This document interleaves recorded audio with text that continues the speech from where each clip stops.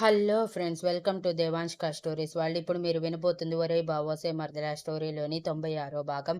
Viraj evening కూర్చోబెట్టి కృష్ణ విషయం చెప్పగానే వాళ్ళిద్దరూ ఆశ్చర్యపోయిన విరాజ్ మాటల్లో కృష్ణ గురించి తెలుసుకొని అతను మంచివాడని అర్థమై నీకెందుకు నేను చూసుకుంటాను అని అప్పటికప్పుడు ఆయన తమ్ముడికి కామన్గా ఉన్న ఫ్రెండ్కి కృష్ణ డీటెయిల్స్ మొత్తం సెండ్ చేసి తన తమ్ముడికి పంపించి భానుకి సంబంధం ఖచ్చితంగా ఓకే ఇలా చేయమని రేపటికల్లా నాకు రిజల్ట్ చూపించమని చెప్పారు.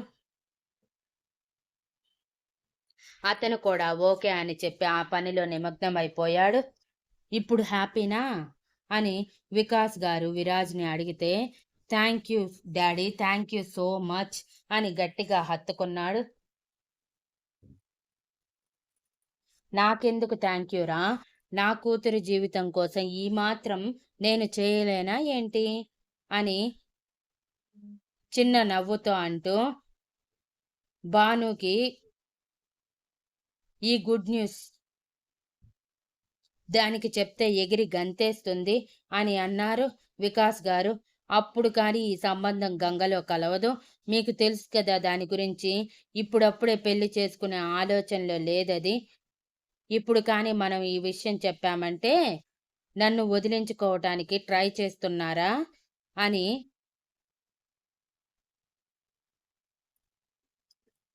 చేస్తున్నారా అక్కడ నాన్న, ఇక్కడ మీరు, ఎవరు నన్ను అర్థం చేసుకోరా అని శోకాండాలు మొదలు పెడుతుంది. కానీ దాని జీవితం గురించి ఆలోచించదు. అందుకే బాబాయ్ ద్వారానే ఇవన్నీ దానికి తెలియాలి. బాబాయ్ ఒక్కసారి పెళ్లికి ఓకే చెప్పాడంటే అది నో చెప్పటానికి ఛాన్సే రాదు అని అన్నాడు. అది కాదురా, భానుకి తెలిస్తే బెటర్ కదా. అది ఒకవేళ వాళ్ళ నాన్నని ఎదిరించలేక మనసు చంపుకుని పెళ్లికి ఒప్పుకుంటే బాధపడుతుందిరా, అవసరమా అని రోహిణి గారు అడిగారు. అంత దూరం మా బావ తీసుకొని రాడులే మమ్మీ, నువ్వు మరీ ఎక్కువ థింక్ చేయకు, జరగబోయే మా పెళ్ళిళ్ళు చూసుకో. అవును, ఇంతకి ఎప్పుడు మీరు వెళ్ళి మా పెళ్లి గురించి మాట్లాడతారు అని ఎగ్జైటింగ్గా అడిగాడు. ఇంతలో కాలింగ్ బెల్ మోగింది. ఎవరో వచ్చినట్టున్నారు చూడు అని రోహిణి గారు విరాజ్ని పంపిస్తే విరాజ్ డోర్ తీయటమే ఎదురుగా ఉన్న పెద్దవాళ్ళని చూసి అయోమయంగా ఎవరు మీరు అని అడిగాడు. పిల్లని ప్రేమించడమే కాదు, ఆ పిల్ల డీటెయిల్స్ కూడా తెలుసుకోవాలి అని సీరియస్గా మొహం పెట్టి చెప్పి నిత్య నాన్నగారు విరాజ్ భుజం మీద చేయి వేయగానే మీరేం మాట్లాడుతున్నారో నాకు అర్థం కావట్లేదు అంటుంటే వికాస్ గారు ఎవరు అని అడిగారు. విరాజ్ పక్కకి తప్పుకొని ఏమో డాడీ, ఏదేదో మాట్లాడుతున్నారు, నాకేం అర్థం కావట్లేదు అంటుంటే అందరూ లోపలికి వచ్చి వికాస్ గారికి రోహిణి గారికి నమస్కారం చేసి మా గురించి మీకు తెలియదు కానీ మీ గురించి మాకు తెలుసు, మీ అబ్బాయి మాకు బాగా నచ్చాడు, మా అమ్మాయికి సంబంధం అడుగుదామని డైరెక్ట్గా మీ ఇంటికి వచ్చేసాము అని మెయిన్ మ్యాటర్లోకి వచ్చేశారు కృష్ణ తల్లిదండ్రులు. కావాలని నిత్య గురించి చెప్పకుండా. వాట్ అని అందరూ అదిరిపడితే ఏమైందండి, మీ అబ్బాయిని 2 రోజుల క్రితం చూసాము, ఎవరికో హెల్ప్ చేస్తూ కనిపించాడు, అతని హెల్పింగ్ నేచర్ బాగా నచ్చింది, డీటెయిల్స్ కనుక్కుంటే అమెరికాలో జాబ్, మీరు కూడా ఉన్నంతలో స్థిరపడ్డారని తెలుసుకున్నాము, సంబంధం బాగుంది కదా అని మా అమ్మాయికి అడుగుదామని వచ్చాము, ఇది మా అమ్మాయి ఫోటో అని ఒక ఫోటో తీసి వికాస్ గారి చేతిలో పెడుతుంటే విరాజ్ దాన్ని చింపి పక్కకి విసిరేసి ఏమనుకుంటున్నారు నా గురించి, నేనేమైనా షోరూంలో కార్ని అనుకుంటున్నారా, వచ్చాడనగానే నచ్చాడనగానే మా వాళ్ళు మీకు ఇచ్చేయటానికి. నాకు ఈ సంబంధం ఇష్టం లేదు, నేను ఆల్రెడీ ఒకరిని ప్రేమించాను, ఆ అమ్మాయితోనే నా పెళ్ళి, మీరిక బయలుదేరచ్చు అని సీరియస్గా అన్నాడు.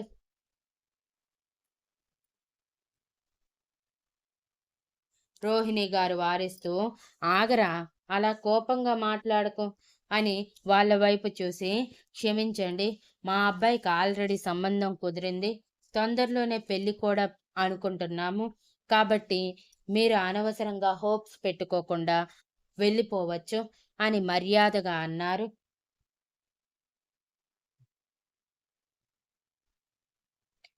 మీది కూడా అదే మాటనా అని వికాస్ గారిని అడిగితే, నా కొడుకు ఇష్టమే మా ఇష్టం అండి, వాడి ఇష్టానికి వ్యతిరేకంగా మేము వెళ్ళలేము అని అన్నారు.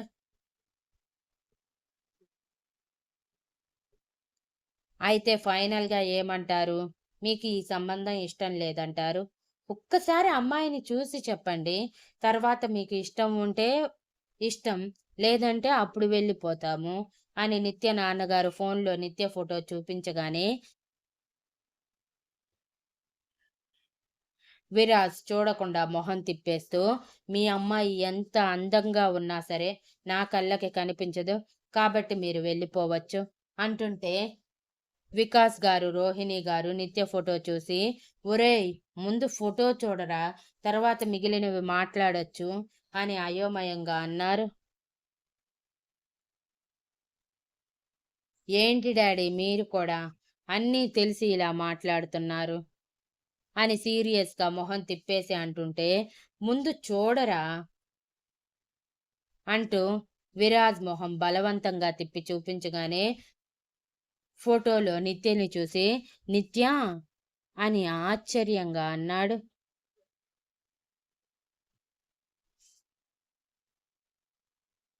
హా, నిత్యనే, మేము నిత్య పేరెంట్స్ అని నిత్య పేరెంట్స్ పరిచయం చేసుకొని, ఈయన మా అన్నయ్య వినోద్, మా వదిన వసుధ, మా కృష్ణ మీ అబ్బాయి గురించి చెప్పాడు, ఎప్పటి నుంచో మీకు ఎప్పటి నుంచో ప్రేమిస్తున్నాడని, మా అమ్మాయి గురించి మీకు అంతా తెలుసు కదా అని అనుమానంగా అడిగారు. అన్నీ తెలుసండి, కానీ మీ అంతట మీరే వచ్చేస్తారని ఊహించలేదు, మాకు ఈ విషయం తెలియదు, లేకపోతే అతిథి మర్యాదలు చేసేవాళ్ళం. ఇంకా చూస్తావేంటి రోహిణి, వెళ్ళు, వెళ్ళి కాఫీ స్నాక్స్ తీసుకొనిరా అని పురమాయిస్తూ ఉంటే, అవసరం లేదండి బావగారు, మన మధ్య ఫార్మాలిటీస్ అవి వద్దు అని ఇంకా షాక్లో ఉన్న విరాజ్ని చూసి, ఏంటి అల్లుడు, మా సర్ప్రైజ్ బాగుందా అని నిత్య అమ్మా నాన్న అడుగుతుంటే, మావయ్య, అత్తయ్య అని కష్టంగా పలుకుతూ, అంటే మీకు నేను ఓకేనా, ఐ మీన్ మా ఫ్యామిలీ, మా ఆస్తి అంతస్తు అన్నీ తెలుసు కదా, తర్వాత పొరపాటును కూడా ఇది లేదు అది లేదు, మా కూతుర్ని ఇక్కడ ఇచ్చామని మీ నోటి నుంచి రాకూడదు, అందుకే ముందుగానే అన్నీ చెప్తున్నాము అని విరాజ్ అన్నాడు.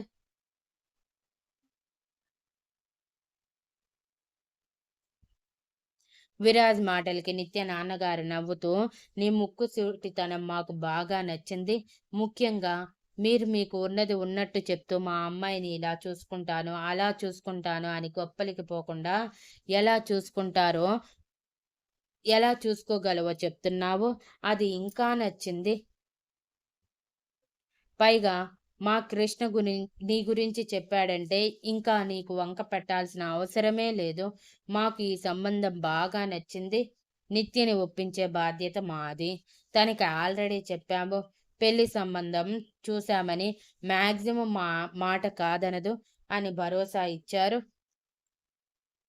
థ్యాంక్ యూ మావయ్య, థ్యాంక్ యూ అత్తయ్య అంటూ వాళ్ళ కాళ్ళకి నమస్కారం చేసి నలుగురి వైపు చూసి, నిజంగా మీ అమ్మాయి అంటే నాకు చాలా చాలా ఇష్టం,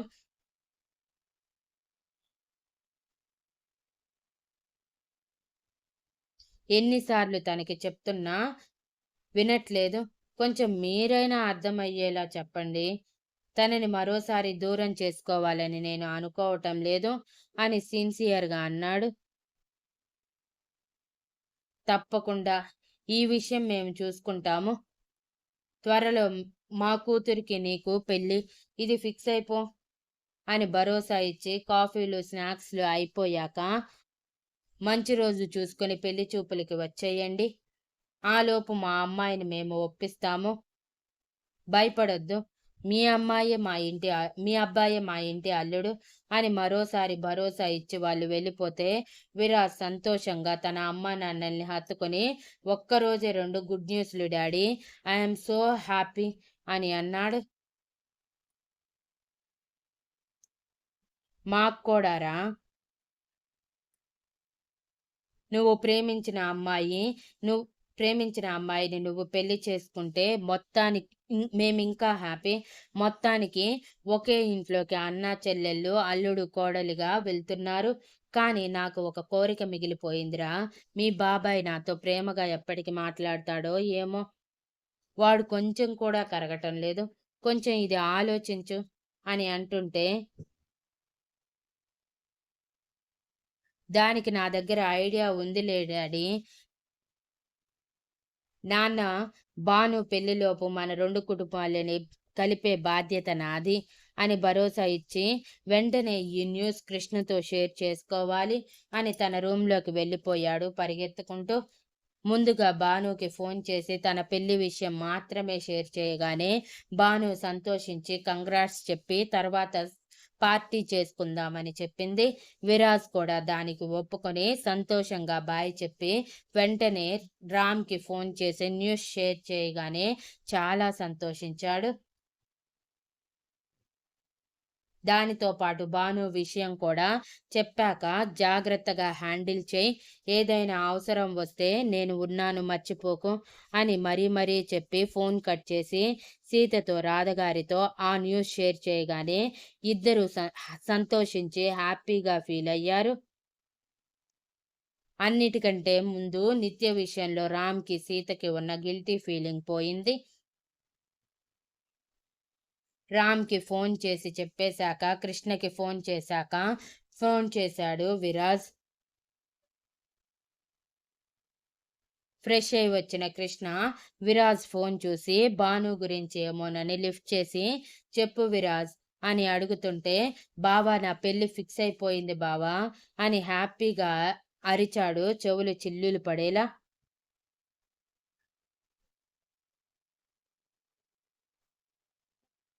అబ్బా అంటూ కృష్ణ ఫోన్ దూరం జరిపి చెవి సరి చేసుకొని మళ్ళీ చెవి దగ్గర పెట్టుకొని, పిచ్చి ఏమైనా లేచిందా?